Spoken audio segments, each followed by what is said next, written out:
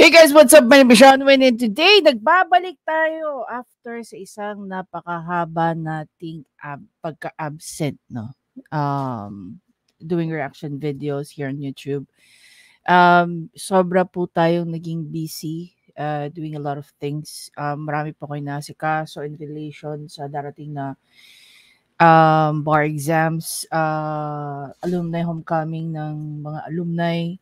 So, I'm giving konting assistance sa pinaka-presidente ng alumni. And what else? Ayan. So, marami po tayong inasikaso outside of being a content creator. At talaga naman po nag-pile up na po lahat ng ating mga kailangan gawin. Unang-una sa lahat, I wanna say I miss you, Attorney Claire. Of course, honestly, wala po akong masyadong napapanood. I've been doing a lot of reaction on TikTok here and there, pero yung ganito hindi natin nagagawa. But anyway, una sa lahat, I want to say thank you of course sa aking panyero, no, si Mang Tem yung na walang sawa sa pangangamusta. Yeah. Mang Tem yung maraming salamat. Of course sa lahat po na bumate nung birthday ko. Hindi naman po announce, hindi ko naman po shinare, pero na-touch ako. Kasi yung kaisa-isang bumati sa akin, nung araw mismo ng birthday ko, ay walang iba kundi si Justice. No? Justice, maraming salamat po ulit sa inyong pagbati. Kasi ka-viber natin si Justice.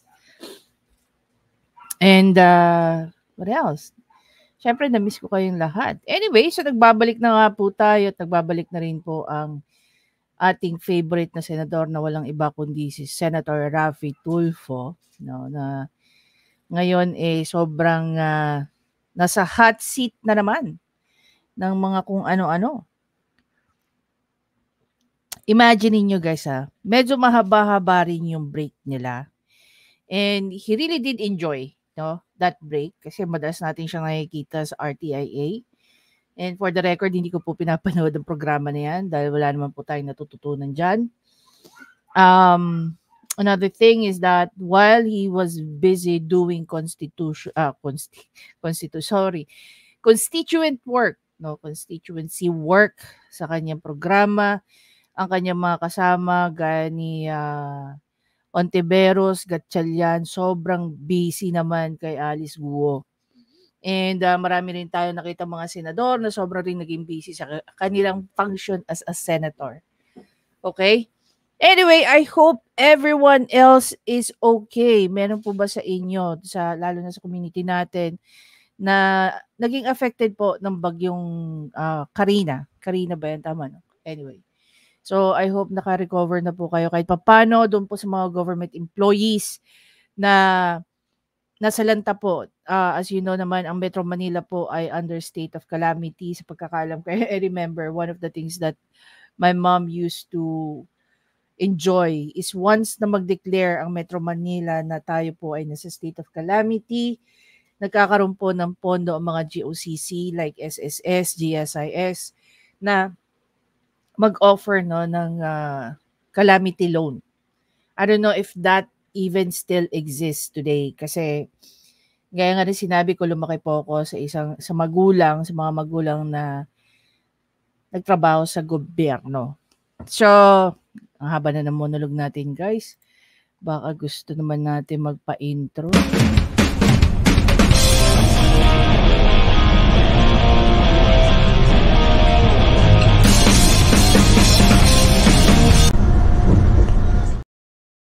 Ayan. So basically, meron na naman panibagong issue na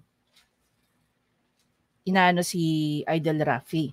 Okay? So basically dito, papanoorin natin, itong video ni Attorney Claire is 8 days ago. Bibigyan ko na po kayo ng disclaimer. Ako, hindi naman, hati ako actually. Hati ako sa jeepney modernization. Bakit ako hati rito? Number one, I agree with attorney rin naman siya, with Senator Jesus Codero. Okay, napakamahal. Hindi maayos ang pagkakagawa. May mga nabanggit dito si Attorney Claire na I totally agree with her as well. Okay? So, balikan natin at isa-isahin natin kung saan ako nag-agree. At maybe meron akong hindi inaagrihan. Maybe meron lang. Pero so far, nung napanood ko yung buong video, parang wala naman. But I have a different take on it. No?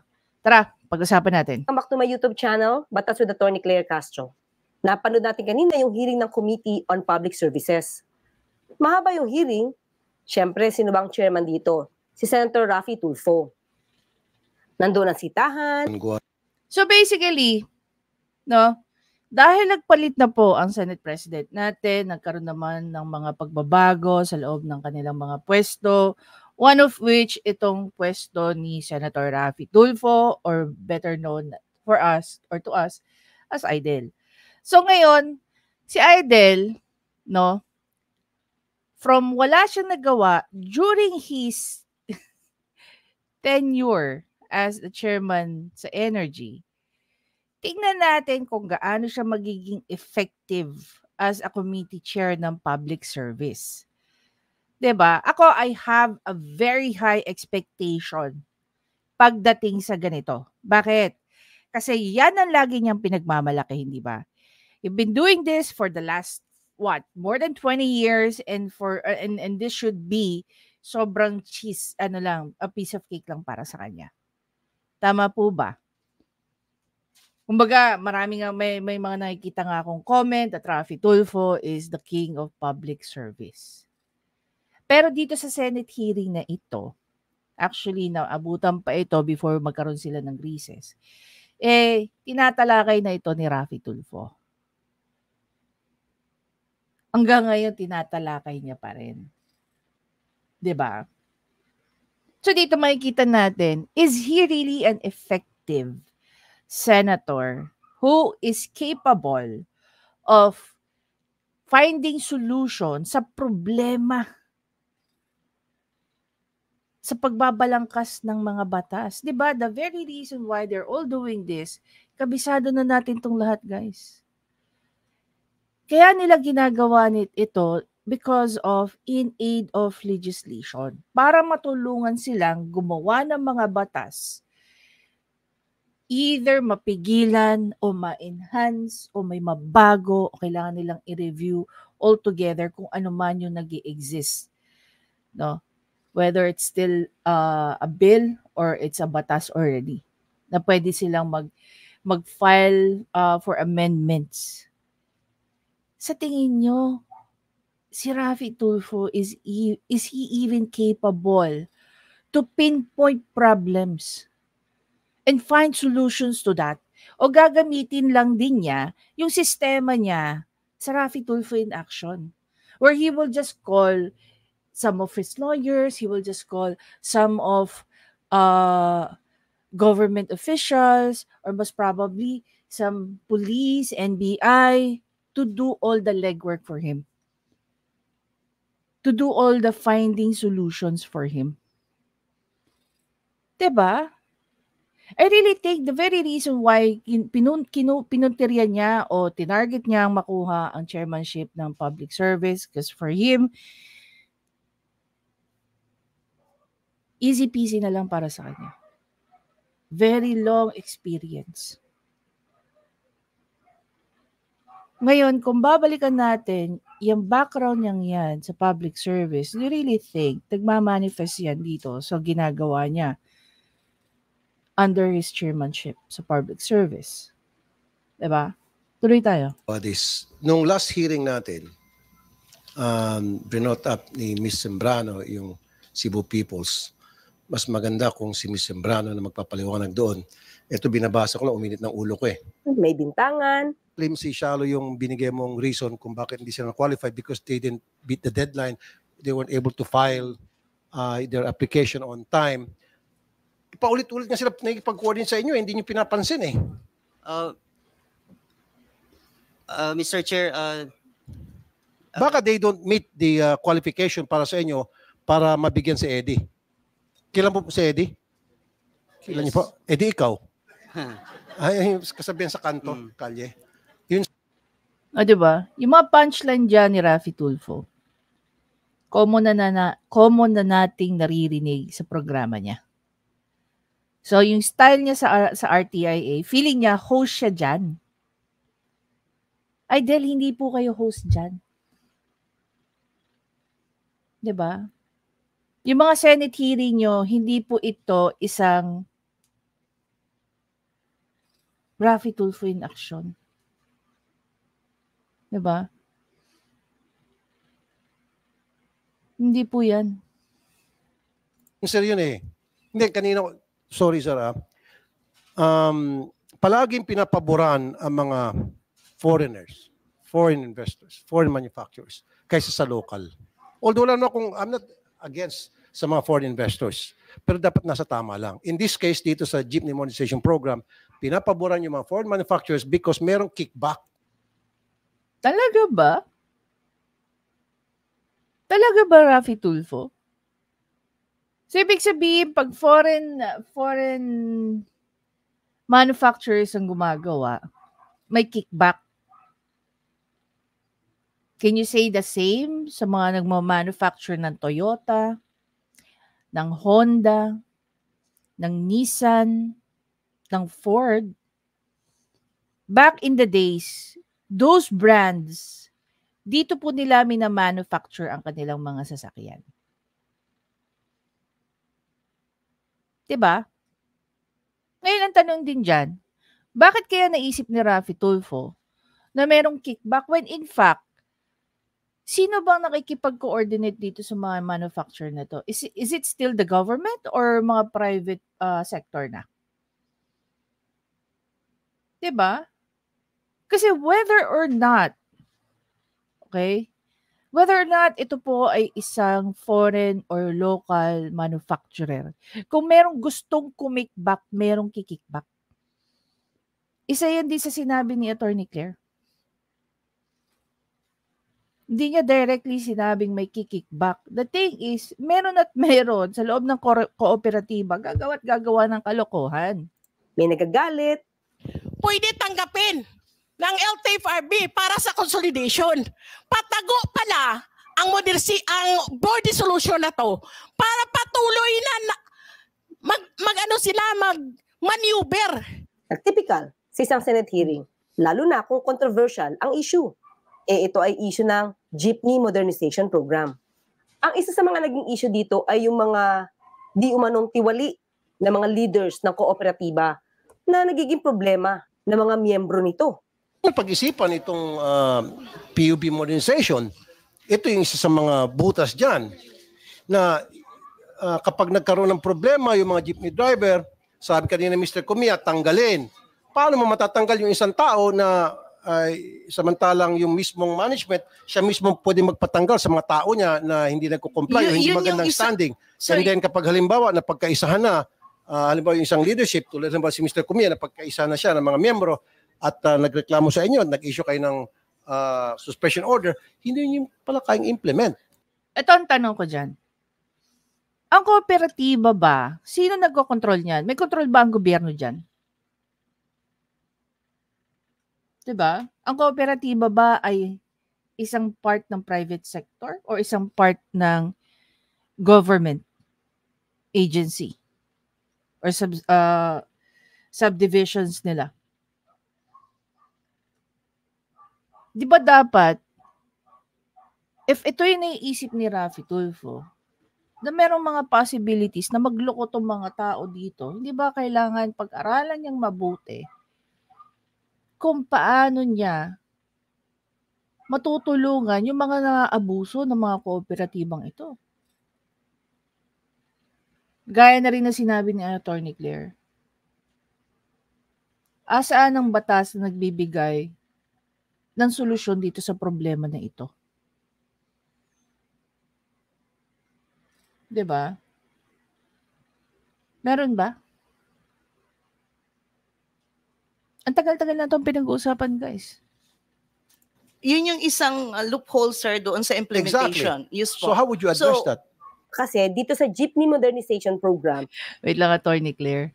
Nakakatawa, nagtanong pa si Raffy Tulfo, how are you going to address that? Ito yung paulit-ulit nating sinasabi, guys. Sana si Raffy Tulfo, every time na humaharap siya for a Senate hearing, just like that.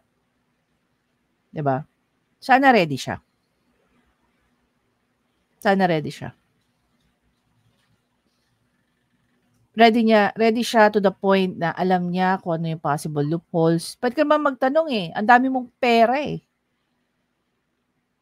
'Di ba? May pondo ka naman. May pinagmamalaki kang 100 lawyers. Bakit hindi mo upuan ang legal team mo? Hindi mo pa upuan ang mga researchers mo? Through the guidance of your legal team or legis team mo. You're not supposed to be asking that question. You're supposed to know how you're going to address that at least. Maybe 1 or 2 suggested solutions. So yung third one, doon mo na sila itatanong. You can drop the bomb by saying, oh, ito yung naisip ko kailangan yung gawin. Kasi kayo mismo, hindi nyo naiisip. Dahil baka meron kayong mga kanya-kanya rin yung interest. Diba? Oh, ganun ba yung nangyayari? Hindi naman, diba? Even before, hindi naman ganyan yung approach ni Raffy Tulfo. Kailangan na maging miyembro yung mga jeepney driver ng isang co-op. Eh yun na nga, noon pa natin sinasabi na kapag ganito ang sistema, hindi lahat ng bubuo ng kooperatiba, hindi lahat ng magiging leaders ng kooperatiba ay honest. At yan yung sinasabi ko sa inyo earlier, no? Actually, yung best friend ko, no, meron pala silang kooperatiba sa kanilang company. Okay? Member siya ng kooperatiba na yon long before siya nag-file ng auto loan. Okay? Auto loan. Ngayon, doon ko lang naintindihan kung bakit gusto ng government na mag-create ng kooperatiba, na yung kooperatiba ang magkakaroon ng tawag dito, magkakaroon ng hold dito sa mga potential borrowers kasi zero interest. Yung best friend ko, she's paying her car with zero interest. So basically, binili ni kooperatiba yung sasakyan in cash. So instead na magbayad siya ng interest doon sa pag-monthly niya, amortization sa kanyang sasakyan, so she's not paying any interest. Because nga, doon nga daw dahil nasa loob ng kooperatiba, doon siya nanghiram ng pera para mabili niya yung sasakyan niya. So, most probably, same logic. Kung bakit nagpapakreate ng kooperatiba, magpa-member ka doon dahil si kooperatiba mismo ang magpapahiram sa iyo ng pondo para makabili ka ng jeep. Ang problema lang kasi natin, guys, no? There was even, I'm not sure if it was Raffy Tulfo who did the computation or some other, I think isa si Raffy Tulfo yata ang gumawa na, I cannot recall anymore. They did a computation. And true enough, yung kinikita ng isang modernized jeepney will not suffice to pay the monthly fee, okay, or the monthly amortization ng isang modernized jeepney. So, ano mangyayari? Diba? Sa totoo lang, mas mahal pa nga ang second-hand na jeep kaysa second-hand na kotse.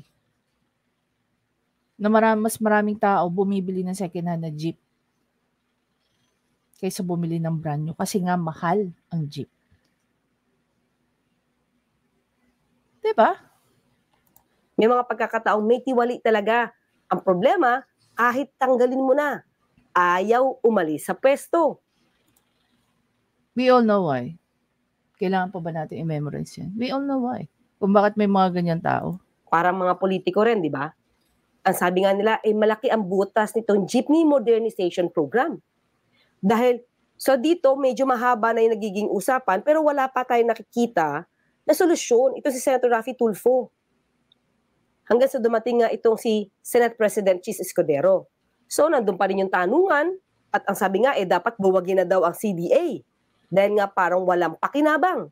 wala pa rin nagiging solusyon na mabilisan si Senator Raffy Tulfo hanggang sa nagsalita itong si Senate President Chis Escudero. Ito nga sabi niya, hindi na nga daw kailangan ang debate-debate rito. May sinasabi sa akin si Senator Chis Escudero. Mas maganda ikaw na magsabi, Senator. Thank you, Chairman Mr. Raffy. Una sa lahat, magandang umaga po sa inyo. Welcome namin yung mga ating kaibigan galing sa Manibela na nagpapabasa ng ulan sa labas. Imagine niyo. Imagine niyo. Nung panahon na ang SP si Zubiri, hindi natin nakikitang sumasama si Zubiri sa mga Senate hearing ni Raffy Tulfo. Ngayon, siguro lang, no, ano lang natin to, no? This is just our observation, 2 cents. Siguro, one of the things na gustong gawin ni Senator Chis Escudero is mabago na ang image ng Senado. By how? Maybe by doing what he's doing now. No? Na mas maraming magiging magandang result yung mga Senate hearing kaysa sa paulit-ulit na Senate hearing. Tapos mga empty shells naman. Walang laman. Siguro gusto ni Senator Chis Escudero is matigil na ang mga walang kwentang Senate hearing na ginagawa dyan sa loob ng Senado. Especially kung ang mga Senate hearing under pa sa chairmanship ni Raffy Tulfo. Sige nga, kayo tanungin ko, no? Sa tinagal-tagal na natin pinapanood ang mga Senate hearing ni Raffy Tulfo.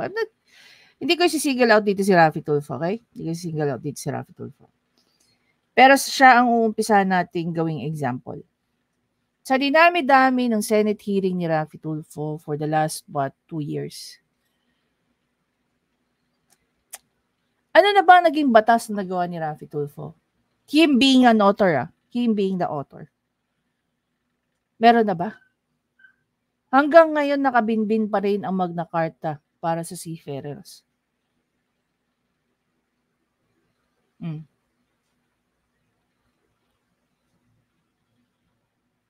Diba? Buti pa nga si Ramon Revilla diba? Si Bong Revilla may nagawa ng batas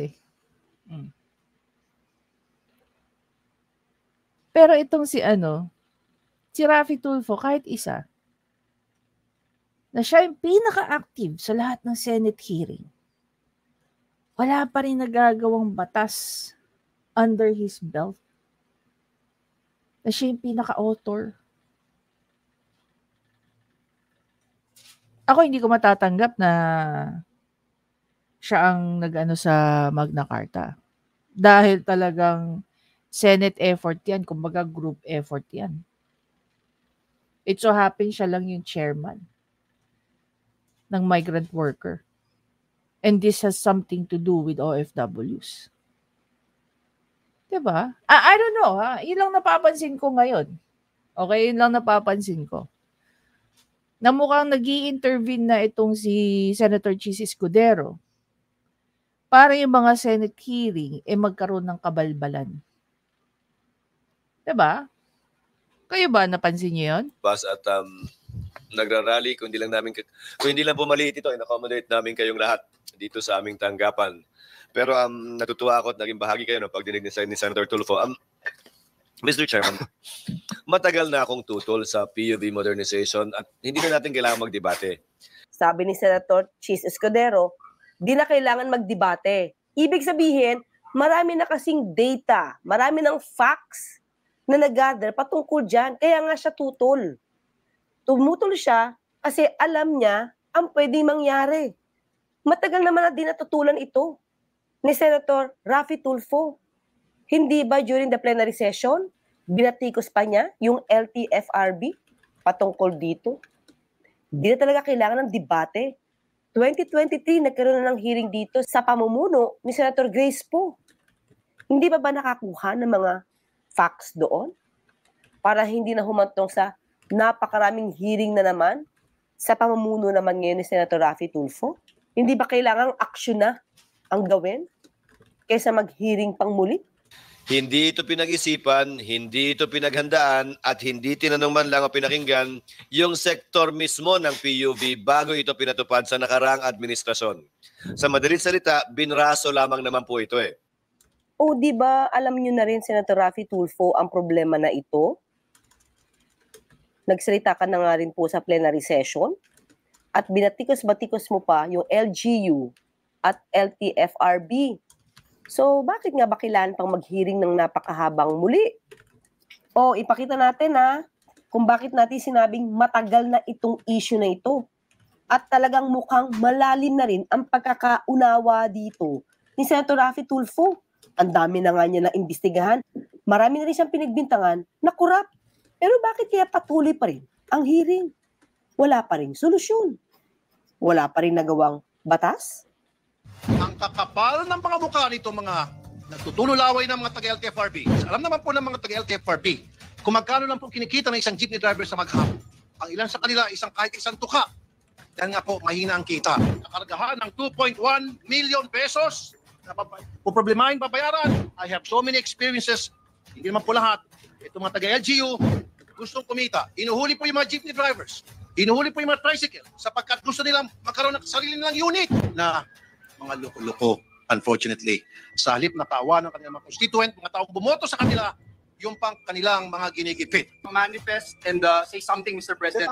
I'd like to put on record, Mr. President, my sincerest thanks and express our full support to this resolution filed by our distinguished colleague, Senator Grace Poe, urging the LTFRB to postpone the planned phase-out of all traditional jeepneys by June 30, 2020. Mr. President, I have been raising this issue for quite some time. I sound like a broken record, and Senator Grace Poe would attest to this. Every time she would come up with a hearing, for the past 6 years, Mr. President, I have been sounding this off, Mr. President, and this is not the first time that we are raising this issue. We raise this every budget deliberations. Kung tutusin, for me, di na nga kailangan ng hearing dito. Kasi matagal na ito. Matagal na itong naging issue, matagal na itong nalaman, na-news na ang mga problema patungkol sa jeepney modernization program. Pati nga yung problema ng Saraw Motors, alam na natin yan, na-news na yan. Kaya nga, bakit hanggang ngayon, nagkakaroon pa ng debate dito sa Senate hearing? Okay guys, so basically,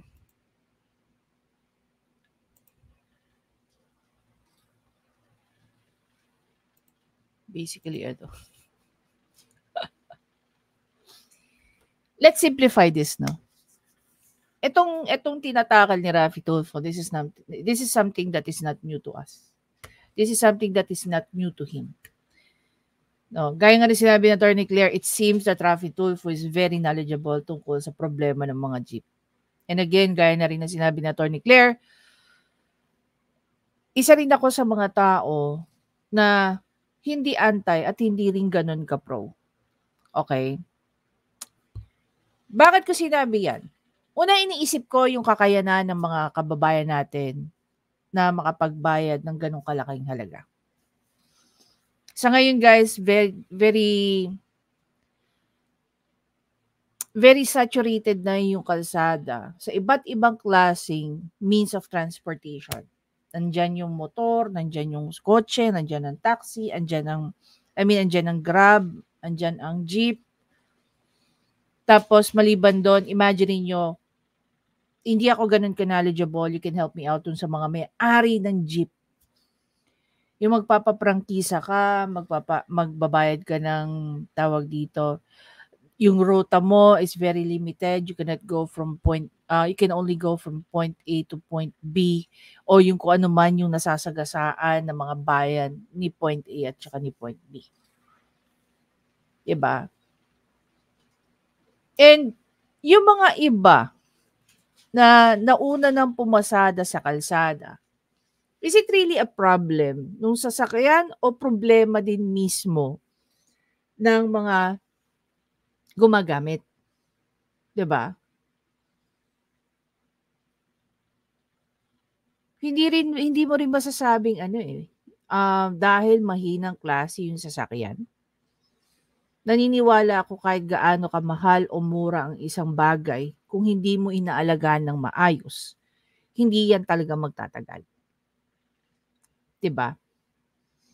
Isa siguro sa mga bagay that I agree with Attorney Claire is that when she said na dapat rin naman talaga na maayos at maganda pa ang takbo nung mga sasakyan, ng mga jeepney.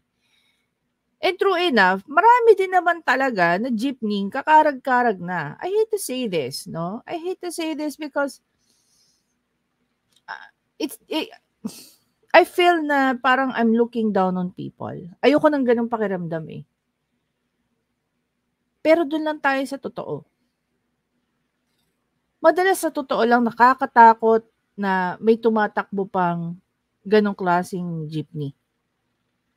Meron din tayo mga experiences, no? Hindi lang ako for sure. Lahat tayo na gumagamit ng kalsada. Nasisiraan, nawawalan ng preno. Hindi lang po yung other motorists ang naabala. Pero pati po yung mga commuters natin na mas probably mga puyat, pagod galing sa trabaho, masama pakiramdam, and all that. Siguro para sa akin, the first thing na kailangan gawin ng gobyerno is i-regulate ang pagtakbo muna ng mga current jeepneys natin. If they still want na tumatakbo o meron na mamasada pa ang kanilang jeepney, umpisahan nila na i-regulate. Which I think in the past ginawa yun eh. Na pag ganyan nakatanda yung yung jeepney mo, you have to force the owner, the operator, na palitan na yung jeepney. Diba? Until such time na ma-establish ng maayos itong modernized jeepney na to. May mga pinakita nga si Raffy Tulfo na design ng jeepney who are, local manufacturers who are capable of putting it up. Well, then and good. Diba? Well, then and good. But the question is, even if mga yan, ima-manufacture dito sa Pilipinas, yung presyo kaya yan, kaya bang bayaran, no? Kayang bayaran ng isang operator, ng isang driver, base sa kanyang boundary. Baka naman dito nga yung ginawa sa Pilipinas, mahal pa rin. Hindi pa rin makakakain itong si driver na may modernized na jeepney ginagamit. Doon tayo hindi nag-agree. Hindi siya ganun ka, hindi siya, gusto natin maging maayos ang kalsada ng Pilipinas. Lahat ng tumatakbo dyan. Pero kung itong paraan natin para maayos, nagpapahirap sa mga kababayan natin, then we're not making a solution. We're just adding problems. We're just creating another problem out of a problem na tinatry natin lagyan ng solusyon. Diba? I don't know, yun lang naisip ko. Yun yung sa tingin ko kahit papano one step at a time na solution. Maybe you have another suggestion which is better than mine, or maybe there's something else that you would want to add based dito sa mga nabanggit ni Attorney Claire, nabanggit ko na. Diba? Raffy Tulfo, as a senator, we expect you to step up a bit. Lalong-lalo na lagi mong sinasabi na ikaw ay meron more than 20 years of public service. Pero sa nangyayari, sa unang salang mo pa lang at unang sabak mo pa lang, sablay ka na naman. Diba? Anyway guys, again, I'm very happy to be back. Thank you po sa lahat. Shoutout of course kay Living the Dream, kay Perfect Defects, mga ka-Armado, Kabatas, kay Yubi, ang tawag doon sa grupo ni Direk,